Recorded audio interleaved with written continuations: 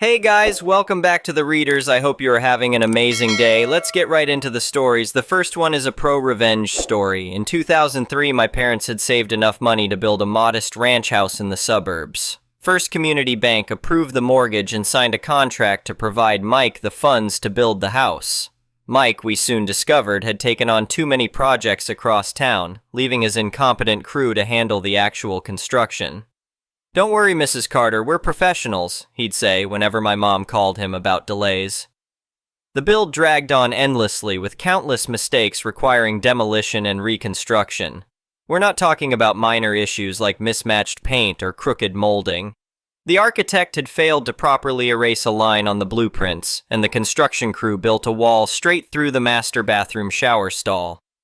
"Ma'am, you might want to be careful with those kitchen cabinets," one worker mumbled to my mother. "They're just held up with a couple roofing nails through the drywall." The three-car garage entrance somehow ended up facing our living room instead of the street, and that was just the beginning. When Mr. Peterson, the bank's inspector, arrived for the final walkthrough, my parents intercepted him in the driveway. "We can't approve this work," my dad said firmly. Peterson turned red-faced. "Do you know how much money the bank has already paid for this?" he snapped, storming toward the front entrance. He grabbed the door handle and pulled, only to have the entire door assembly, frame and all, crash down on top of him. It hadn't even been properly secured to the frame. The bank summoned Mike, who finally showed up to oversee the work himself. "Look, these things happen in construction," he said dismissively, but Mike proved just as inept as his crew. My parents continued refusing to sign off. My mother was stuck in a cramped rental with 2 young kids while my father worked double shifts during this nightmare. Throughout the ordeal, Mike and the bank treated them with contempt, bullying my mom whenever my dad wasn't around and lying to both of them about progress. What should have been an exciting milestone became a source of constant stress. I remember finding my mom crying in the kitchen more than once. Finally, the bank issued an ultimatum about foreclosure, while Mike threatened legal action for breach of contract since the bank had frozen his payments. My weary parents sought help from attorney David Martinez. They detailed everything: the plumbing disasters, electrical hazards, botched tiling, the whole catastrophe. Though terrified about costs, they had no choice but to fight. David listened sympathetically, but my dad said he could read defeat in the attorney's expression as he reviewed their documentation. Then suddenly, David's face lit up. "Let's get everyone in a room," he said. "First thing tomorrow." The next morning, my parents, David Peterson, the bank's lawyer Mike, and Mike's attorney gathered at First Community Bank. Before anyone else could speak, David announced, "My clients have decided they no longer want this house. Please remove it from their property." The others burst out laughing. "Remove it? Are you out of your mind?" Mike's attorney scoffed. David dramatically placed a deed on the conference table. "My clients own this land outright. They no longer desire the house. Remove it from their property immediately." Mike's attorney gaped at the deed, then at his client. "You built on land you don't own?" The bank's lawyer whirled on Peterson. "You approved financing without securing the land?" Peterson stammered. I assumed." "As stated," David said calmly, "you're trespassing. I expect the structure removed and the property restored to its original condition without delay." Dad still chuckles about the stunned expressions around that table. The bank could foreclose on a house that would soon be demolished, losing everything. They had no claim to the land. Mike stood to lose his investment plus demolition costs, and the bank would demand repayment of their portion. Sure, they could pursue my parents, but foreclosure would only damage their credit. Losing the down payment would hurt, but accepting the house meant spending tens of thousands fixing everything from foundation to roof. The bank knew from their own paperwork that my parents couldn't afford that. The tone changed instantly. "Mrs. Carter, this is clearly just a misunderstanding," Peterson said nervously. "We value your business." The house was properly rebuilt to exact specifications at no additional cost to my parents, though at considerable expense to Mike. My parents signed the mortgage, Mike received his final payment, barely breaking even, and Peterson was terminated. And David? He gained a legendary story to share with colleagues for decades to come. For those questioning this account, remember 2003 was over 20 years ago. Banking practices were different then, especially at smaller suburban institutions. Regulations existed but weren't as stringent, and close-knit communities often operated on handshakes and trust. Some might argue not much has changed. Yes, they really built through a shower stall. I've even omitted how one of the electricians left his tool belt inside a wall cavity, but the drywall crew said moving it wasn't their job and just sealed it in. I don't know where Mike found these workers, but they were truly something special. The next one is an entitled People's Story. I never thought I'd be writing this, but 2 weeks ago, I, 29F, was supposed to get married to my now ex-fiancé James, 32M. Instead, I'm single, living in my house, thank God, and dealing with the aftermath of what turned into the most dramatic day of my life. Some background. James and I had been together for 3 years before getting engaged. We met through mutual friends at a local brewery, and things progressed naturally from there. He was charming, had a good job in finance, and seemed like a genuinely kind person. Looking back now, there were red flags I chose to ignore, but we'll get to those. I bought my house 2 years ago before James and I got engaged. It's a beautiful 3-bedroom craftsman-style home in a great neighborhood that I worked incredibly hard to afford. I saved for years while living with roommates, got promoted twice at my job as a software developer, and finally managed to make my dream of homeownership come true. This house represents everything I've worked for, and I'm incredibly proud of it. When James and I got engaged last year, we decided he would move in with me since my house was bigger and in a better location than his apartment. He insisted on paying rent, which I thought was fair, and things were going well. His parents, however, were a different story. From the moment they found out about our engagement, Martha and George, his parents, started making comments about how family-oriented their son was and how they'd always dreamed of living close to their future grandchildren.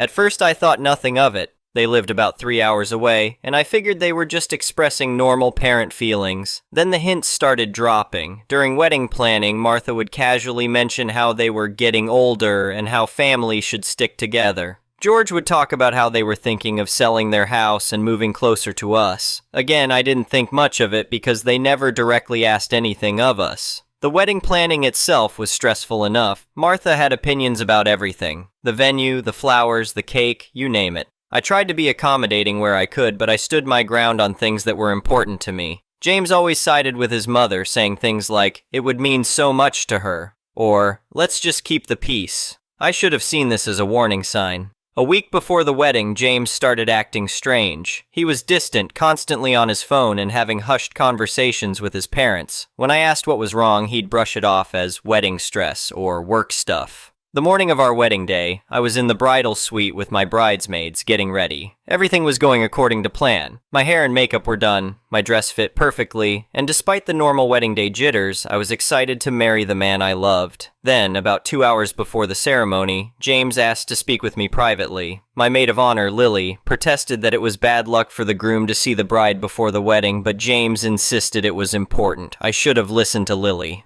James came into the bridal suite looking nervous but determined. He was already in his tuxedo, and under different circumstances, I would have thought he looked handsome. Instead, what came next made my blood run cold. "Honey," he said, taking my hands in his, "you know how important family is to me, right?" I nodded, already feeling uneasy about where this was going.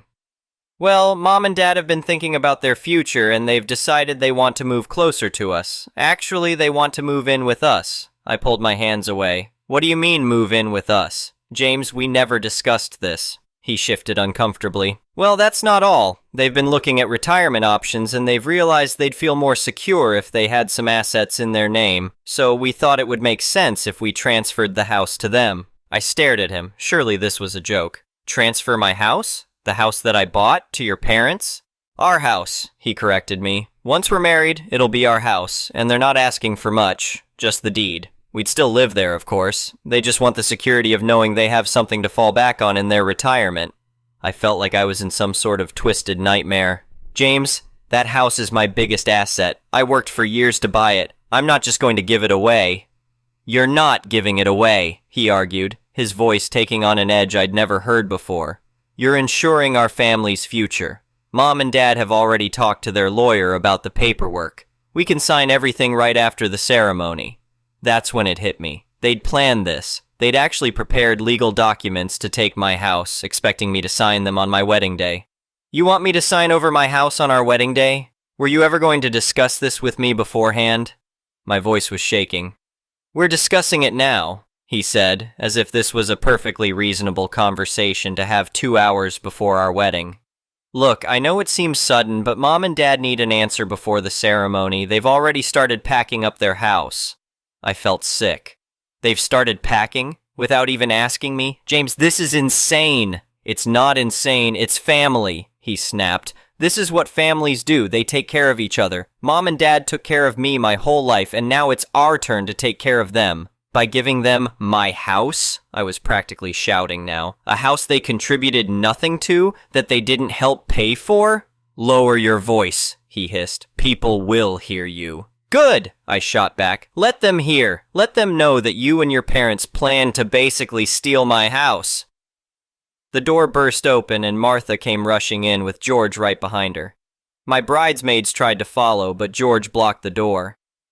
What's all this fuss about? Martha asked, her voice syrupy sweet. James, dear, I thought we agreed you'd handle this calmly. Handle this? I laughed hysterically. Was this whole wedding just a setup to get my house? Now, dear, Martha said, crossing the room to pat my arm. I jerked away from her touch. You're being dramatic. We're just trying to keep the family together. George and I aren't getting any younger, and we want to be close to our future grandchildren. Future grandchildren? I repeated. We haven't even gotten married yet, and you're already planning to move in and take over my house for children that don't exist? Well, they will exist, Martha said firmly. James has always wanted a big family, and with us living there, you'll have built-in childcare. It's perfect. I looked at James, who was nodding along with everything his mother said.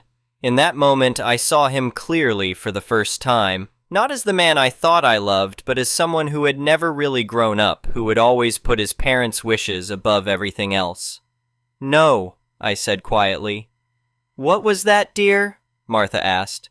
I said no. No to all of it. No to giving you my house, no to you moving in, and, I turned to James, no to marrying you. The room went deadly quiet. You can't be serious, James finally said. Everything's planned. Everyone's here. You can't just say no. Watch me. I started taking off my veil. This wedding is off. Now listen here. George stepped forward, his face red. We've spent a lot of money on this wedding. You can't just... I'll pay you back, I cut him off. Every penny. But I'm not marrying someone who would try to pressure me into giving away my home on my wedding day. You selfish little... Martha started. But I'd had enough. I pushed past them and threw open the door. My bridesmaids were right outside, along with several other wedding guests who had apparently heard the commotion. The wedding is off, I announced loudly. James and his parents tried to force me to sign over my house to them as a wedding gift. They already had the paperwork prepared. The gasps and murmurs from the gathered crowd were immediate. Lily, my maid of honor, immediately stepped to my side, while my other bridesmaids formed a protective circle around me. We need to get you out of here, Lily whispered. My car's right outside. As we started moving toward the exit, James came running after us. You're making a huge mistake, he shouted. You're throwing away our future over a house. I spun around, fury giving me courage. No, James, I'm throwing away a future with someone who clearly doesn't respect me or my boundaries. Someone who conspired with his parents to pressure me into giving away my biggest asset on my wedding day. By this point, more guests had gathered in the hallway, including my parents. My dad looked ready to commit murder, while my mom was already on the phone, presumably calling our relatives to tell them the wedding was off. It's not like that, James protested, looking around nervously at all the witnesses. We just wanted to keep the family together. Mom and Dad would have let us live there. Let us live there? I repeated incredulously. Let us? In my house? The house I bought with my money? The one I spent years saving for? Martha pushed through the crowd. Now everyone, let's calm down. This is clearly just wedding day jitters. We can work this out. There's nothing to work out, my father interrupted, stepping between Martha and me. My daughter said no, the wedding is off. I suggest you start calling your guests. But the reception, Martha sputtered. The catering, the band, everything's paid for. Keep it all, I said. Have a party. Celebrate the fact that your plan to steal my house failed. I don't care, I'm leaving. Lily started guiding me toward the exit again, but James made one last attempt. He grabbed my arm, his fingers digging in painfully. You're not thinking clearly. Just calm down and... He never finished that sentence because my father physically removed his hand from my arm. Touch my daughter again, Dad growled, and we'll have a very different kind of problem. What happened next was a blur. Lily and my bridesmaids hustled me out to her car while my parents dealt with James and his family. I remember hearing Martha wailing dramatically about how I was breaking her baby's heart and George threatening legal action over the wedding costs. Once we were in Lily's car, the reality of what had just happened hit me. I started shaking uncontrollably. "Oh God," I gasped. "Oh God, I just called off my wedding." "You did the right thing," Lily assured me, pulling out of the venue parking lot. "Those people are crazy. Who tries to steal someone's house as a wedding gift? But all those people, the money, the plans." "Listen to me," Lily said firmly. "Money can be replaced, plans can be changed. But if you had gone through with that wedding, you would have lost your house and your independence. They showed you who they really are today. Believe them." She was right, of course, but that didn't make the next few days any easier. The aftermath of calling off a wedding is messy, to say the least. My parents handled most of it, bless them. They contacted guests, dealt with vendors, and managed the logistics of returning gifts. The story spread quickly through our social circle. Most people were horrified on my behalf, but some of James's friends and family members started a smear campaign, painting me as a selfish bridezilla who cared more about material possessions than family. 3 days after the non-wedding, I received a certified letter from a lawyer representing James and his parents. They were demanding reimbursement for their portion of the wedding expenses, claiming I had broken the contract of engagement without just cause. I took the letter straight to my own lawyer, who laughed out loud when she read it. "They're trying to sue you for calling off a wedding because they tried to coerce you into signing over your house? This is rich." She helped me draft a response that not only denied their claims, but also threatened counteraction for attempted coercion and fraud.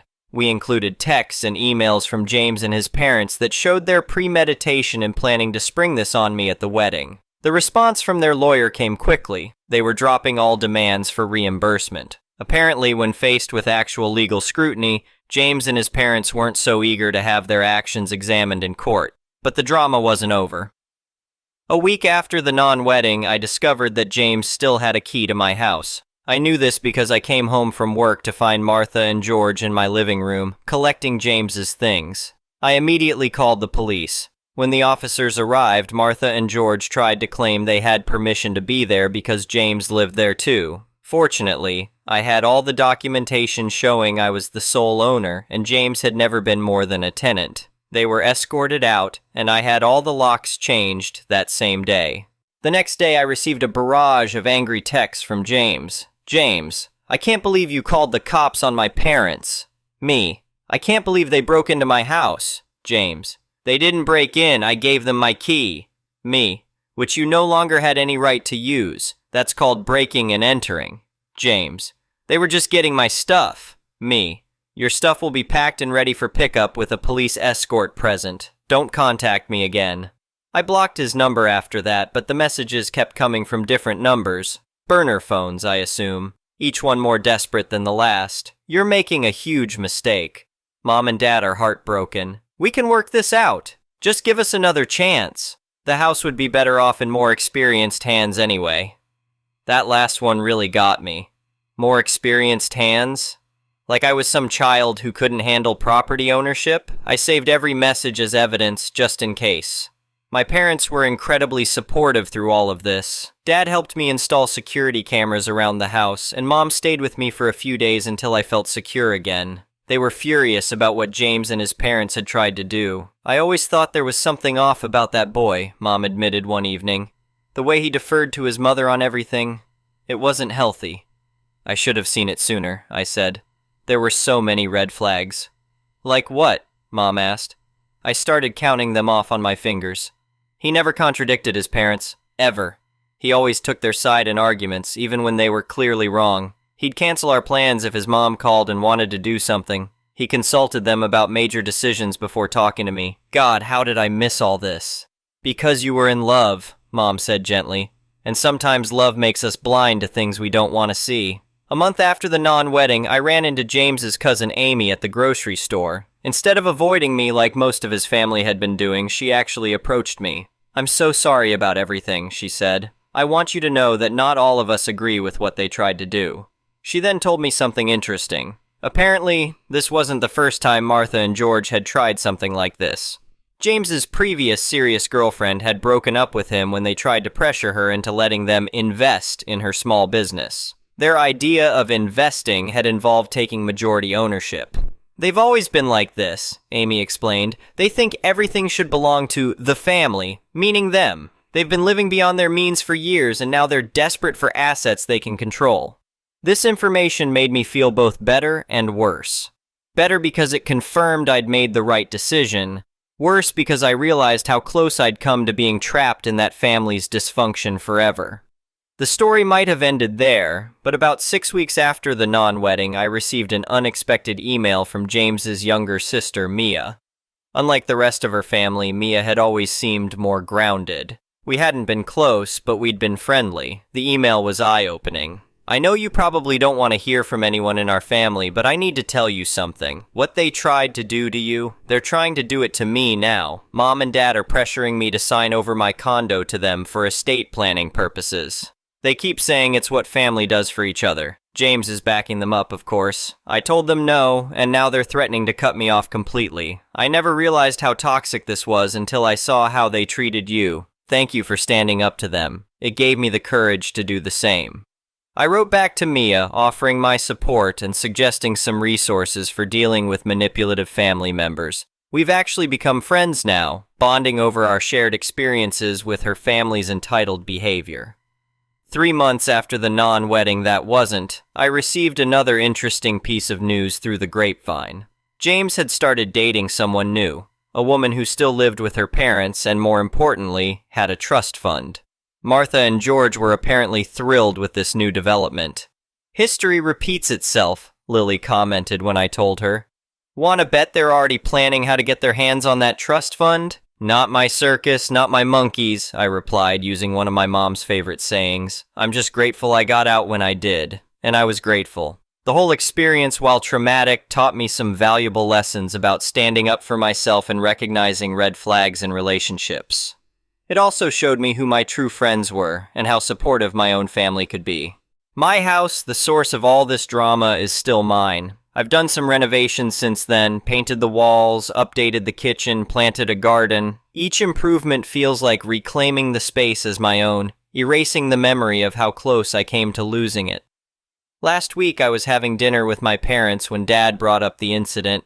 You know, he said, I've never been prouder of you than I was that day. It takes real courage to walk away from a wedding, especially for the right reasons. Mom nodded in agreement. And to think they actually expected you to sign over your house as a wedding gift. The nerve of some people. Well, I said, raising my glass, here's to dodging bullets and keeping our homes. We all laughed and clinked glasses, but later that night, I reflected on how differently things could have turned out. If I'd been more desperate to get married, less financially secure, or more susceptible to pressure, I might have given in to their demands. The thought makes me shudder. I recently ran into one of James's friends at a local coffee shop. He awkwardly tried to avoid me, but I caught his eye and waved him over. Hey, I said. No hard feelings, okay? I know you were just supporting your friend. He shuffled uncomfortably.